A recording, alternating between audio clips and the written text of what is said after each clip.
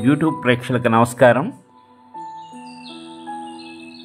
గుజరాత్ రాష్ట్రంలోని అహ్మదాబాద్కి 5 కిలోమీటర్ల దూరంలో సబర్మతి నది ఒడ్డున స్వాతంత్రోద్యమ సమయంలో గాంధీ నిర్మించుకున్న ఆశ్రమం హృదయ్ కుంజ్.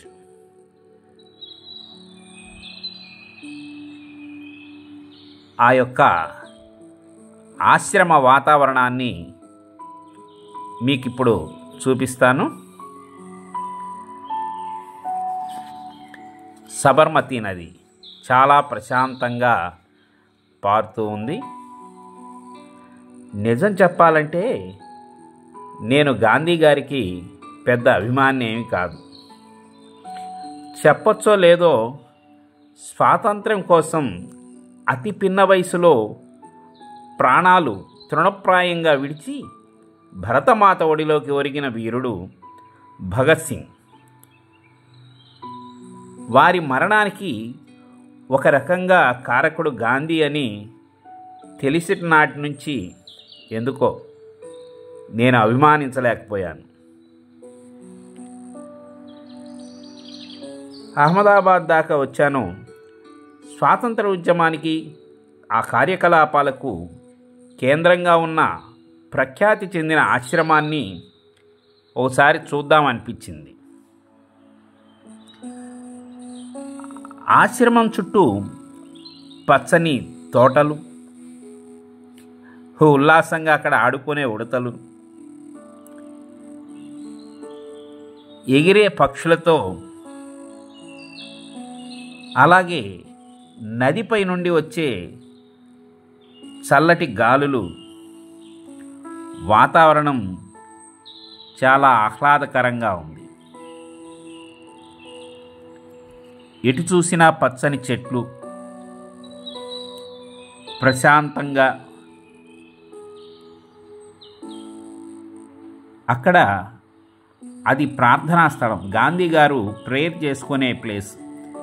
అక్కడ చుట్టుపక్కల ఉన్నటువంటి పాఠశాలలకు చెందినటువంటి పిల్లల్ని ఆ టీచర్స్ తీసుకొచ్చి అక్కడ ప్రార్థన చేయిస్తున్నారు.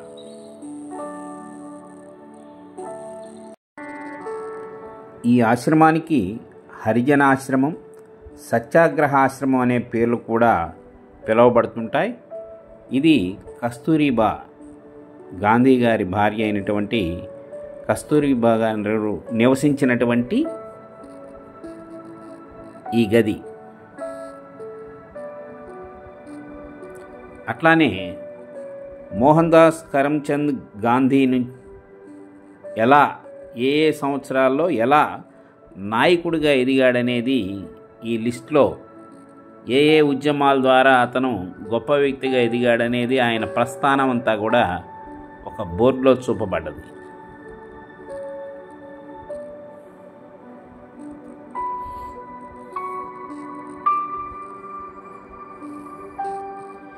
స్వాతంత్ర పోరాటంలో ఈ ఆశ్రమం చాలా కీలక పాత్ర పోషించిందని చెప్తారు. ఇక్కడ తన భార్యతో కస్తూర్బాతో పాటు 12 ఏళ్ళు నివాసం ఉన్నాడు.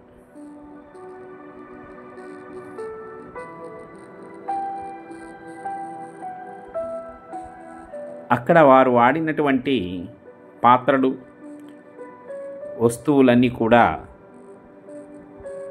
అద్దాల ఆర్మర్లో భద్రపరచబడ్డాయి.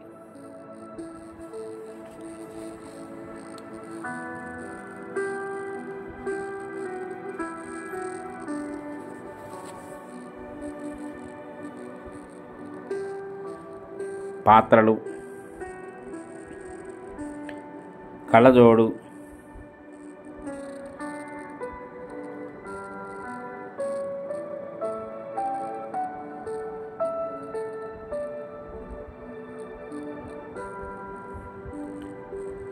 ఆ ప్రేయర్ చేసుకునే ప్లేస్లో ప్రతి ఒక్కళ్ళు వచ్చేసి అక్కడ గాంధీ గారి గురించి చెప్పి వారు కూడా ప్రార్థనలు చేయిస్తుంటారు.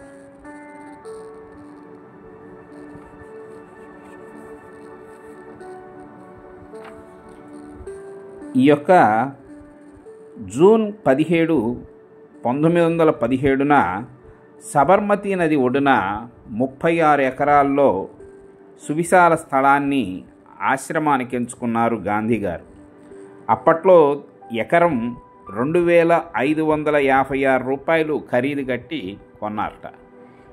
ఈ గది వినోబా భావే వచ్చినప్పుడు ఉపయోగించేవారట. గాంధీ గారు వినోబా అక్కడ కలుస్తుండేవాళ్ళు ఆ పెంకు పంచలో.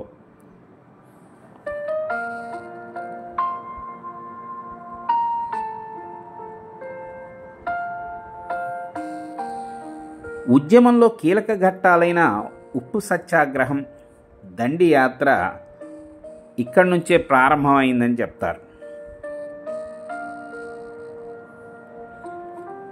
ఈ ఆశ్రమం జైలుకు, శ్మశానానికి మధ్యలో ఉంటుంది.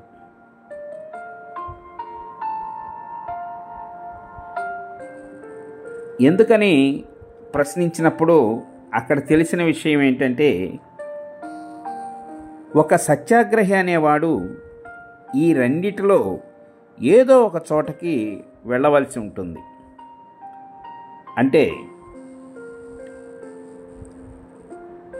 ఆ ఉద్యమాల్లో పాల్గొంటే జైలుకి, లేదా ప్రాణాలు అర్పిస్తే శ్మశానానికి. అందుకని జైలుకి, శ్మశానానికి మధ్యలో ఉంటుందని చెప్పారు. దీనికి అనువైన ప్రదేశంగా గాంధీ గారు ఎంచుకున్నారట. అక్కడ మ్యూజియం అంటే గాంధీ గారు రాసిన లేఖలు, ఆయన జీవితంలోని పలు సంఘటనలు, దానికి సంబంధించిన పెయింటింగ్స్, వారు ఉత్తర పత్రికలు జరిపినటువంటివన్నీ కూడా అక్కడ ఉంచబడ్డాయి. అలాగే ప్రముఖులతో వారు గడిపిన క్షణాలు,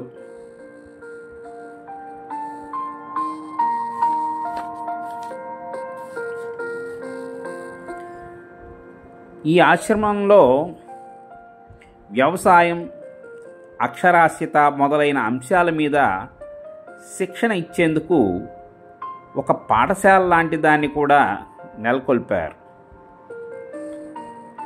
దేశం స్వయం సమృద్ధి సాధించటం దీని యొక్క ఆశ్రమ లక్ష్యం.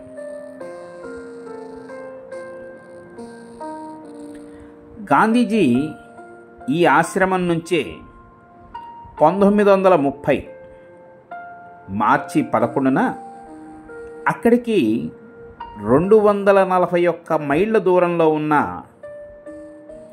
దండికి 78 మంది అనుచరులతో యాత్ర ప్రారంభించాడు.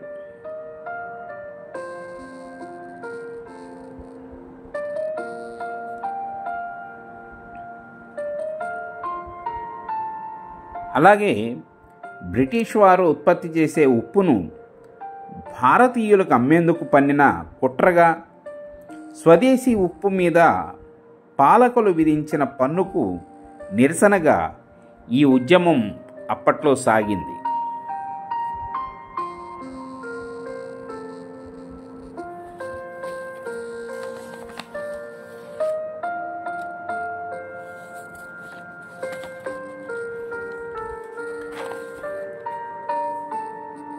లోపల ఆయన చిన్ననాటి నుంచి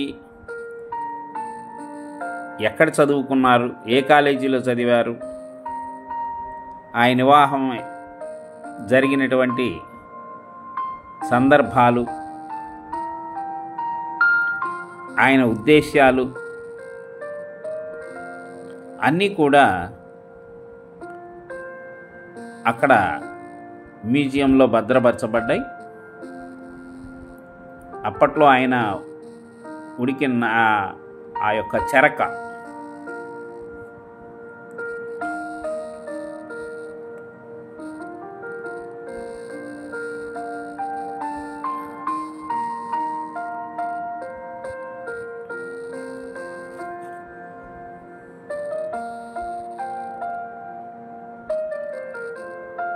ఇంకా లోపలికి వెళ్ళినట్లయితే గుడింతో చిత్రకారుడు మలిచినటువంటిది ఇదిగోండి ఉప్పు సత్యాగ్రహం. చక్కని చిత్ర రూపంలో ఆర్టిస్ట్ మలిచారు. కేవలం ఆశ్రమవాసులతో ప్రారంభమైన ఈ ఉప్పు సత్యాగ్రహం దేశమంతా విస్తరించి అహింసా విధానంలో ఆంగ్లేయులను వణికించింది.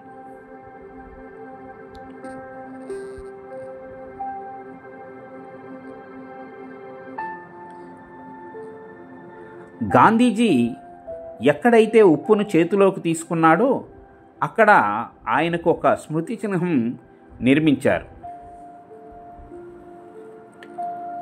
ప్రస్తుతం ఈ ఆశ్రమంలో గాంధీజీ స్మారక కేంద్రాన్ని నడుపుతుంది. మొదట్లో దీన్ని గాంధీజీ నివసించిన హృదయకుంజ్ అనే కుటీరం ఏర్పాటు చేశారు. మొదట్లో మనం చెప్పుకున్నాం ఇది హృదయకుంజ్ అని.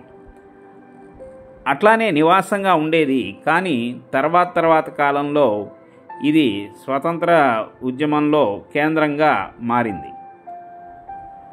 1963 ప్రఖ్యాత ఆర్కిటెక్ట్ అయినటువంటి చార్లెస్ కొరియా మ్యూజియాన్ని కూడా రూపకల్పన చేశాడు. ఇది 1963 మే 10న అప్పటి ప్రధాని జవహర్లాల్ నెహ్రూ ప్రారంభించారు.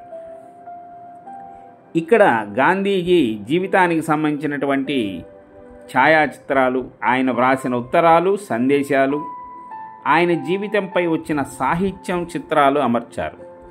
ఇదిగోండి దండి మ్యాప్, ఎక్కడి నుంచి ఎక్కడ ప్రారంభమైంది దండి సత్యాగ్రహం అనేది కూడా ఇచ్చారు. ఇది ముఖ్యంగా ఆశ్రమంలో ప్రముఖంగా గాంధీ గారి పాటు ఆయనతో పాటు జీవించినటువంటి వారు ఆశ్రమంలో ప్రముఖుల యొక్క చిత్రాలు ఇవి.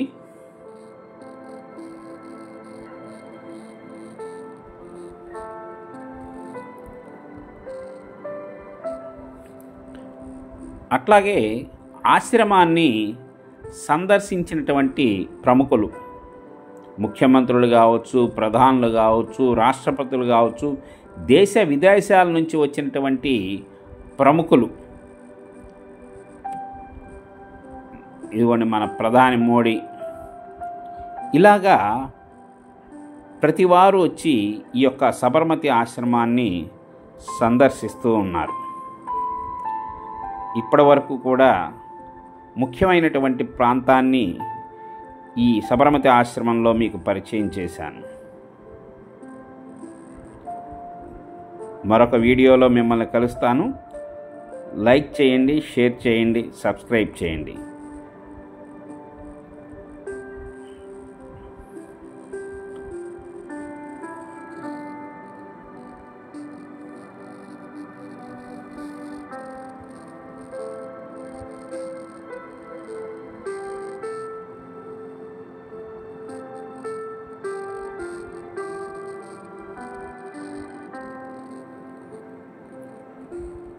సర్వే జనాః సుఖినో భవంతు.